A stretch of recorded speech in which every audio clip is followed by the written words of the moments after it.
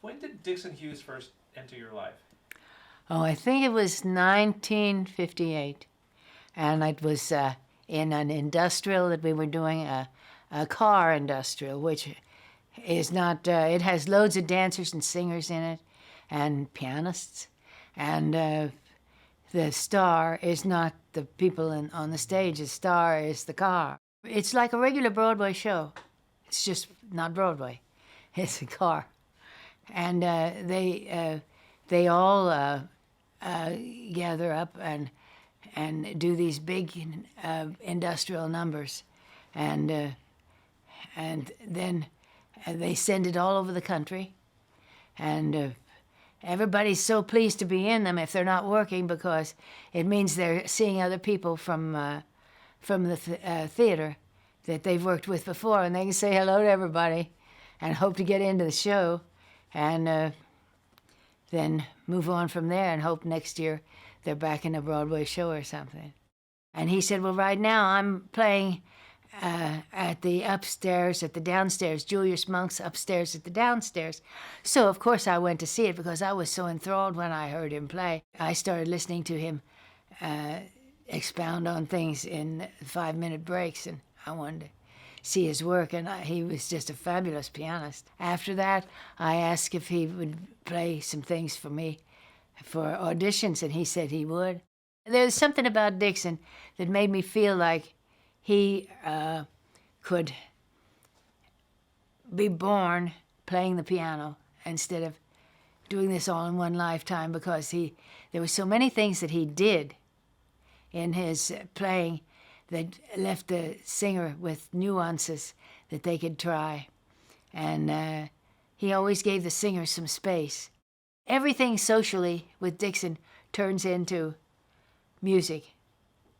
And the thing about Dickson was that he's just not comfortable if there isn't a piano, if he's not next to a piano.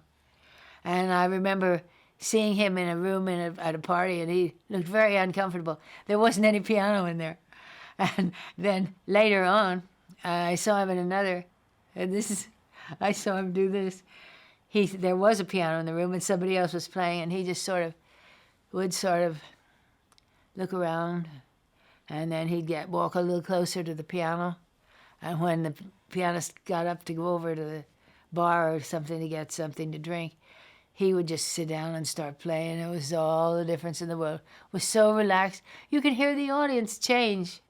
So, did you know that Dickson was gay? Oh, sure. How did you know that? Because of the people that I dealt with everywhere. In show business, you mean? Sure. Sure.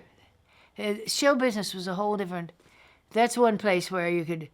the guys just love to dress up on Halloween backstage, you know.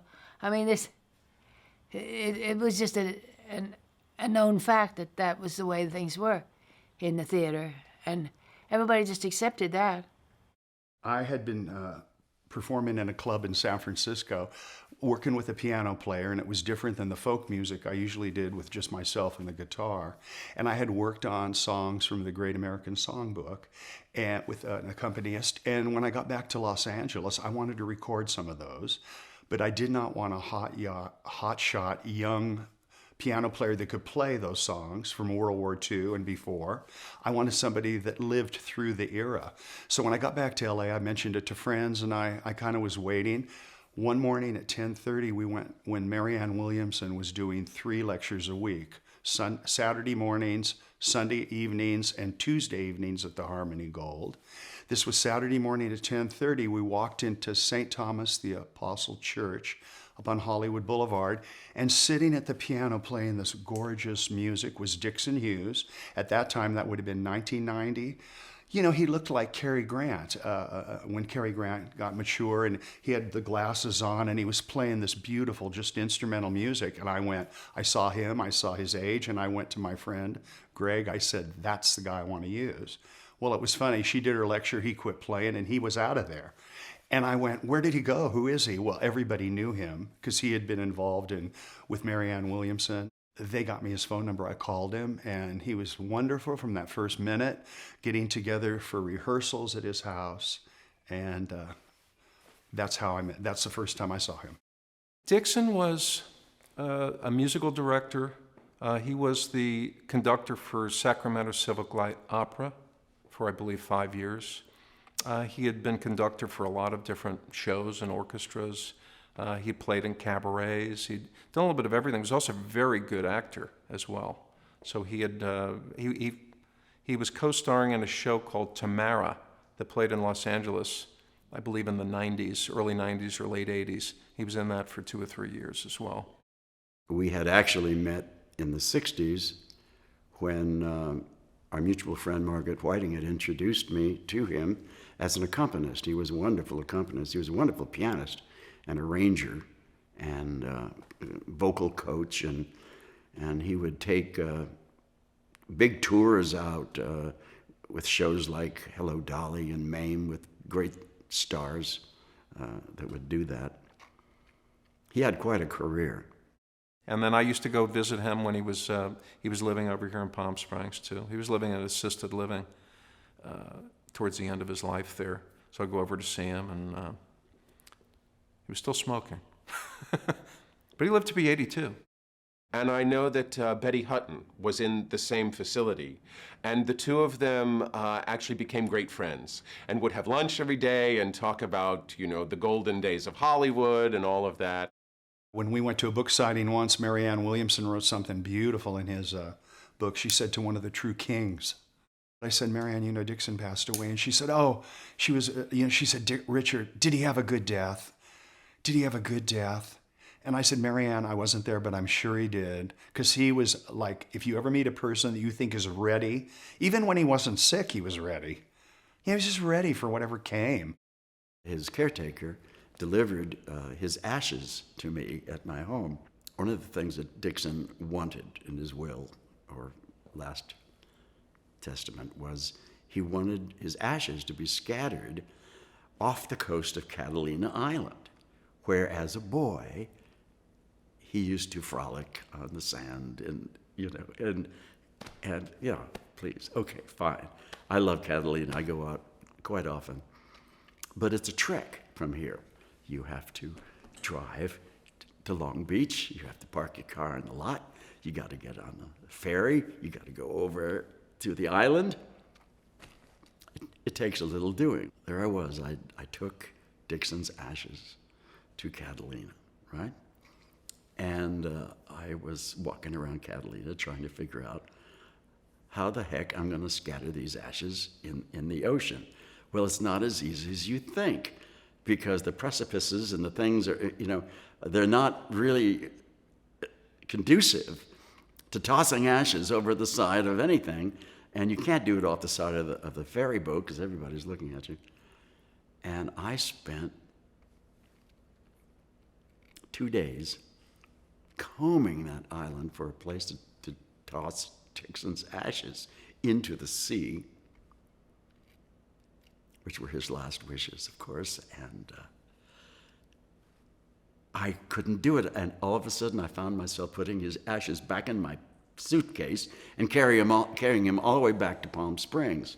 So there I am, the second trip to Catalina, and I'm still looking for a place to scatter his ashes as he wished off the coast. I thought about renting a boat, but they were very expensive and very dangerous to rent one of those little things. And so once again, I was on my way back, and I still had Dickson's ashes and I kept glancing at trash bins and things, and thinking, no, I can't do that. I can't do that. So I get to the dock where the ferry is going, and I walk way out to the end of the dock where there's just a couple fishermen out there. And I looked over, and sure enough, it was a clear shot right down, you know.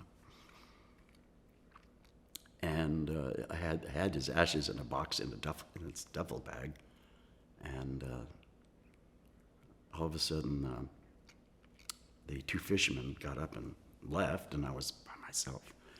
And I was thinking, can I do this? Should I do this here? And then this ferry whistle blew, and it shocked me for a minute, this big loud ferry whistle, and I kicked the bag into the ocean. And so I looked down there, and there it was bobbing. There's Dickson. Dickson would be laughing his ass off at this. He would just be hysterical. And so I got in the ferry, and I got back to Long Beach and drove back home to Palm Springs.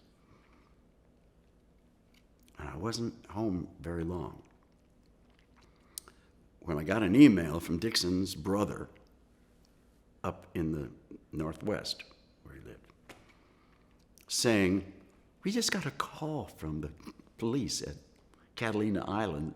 Dickson's ashes just floated up onto the beach, and we were wondering what we should do about it." So at that point, I told him, I said, "Well, I'm terribly sorry. I tried 2 or 3 times to get rid of the ashes." So the story is that the ashes went back to his brother up in the Northwest.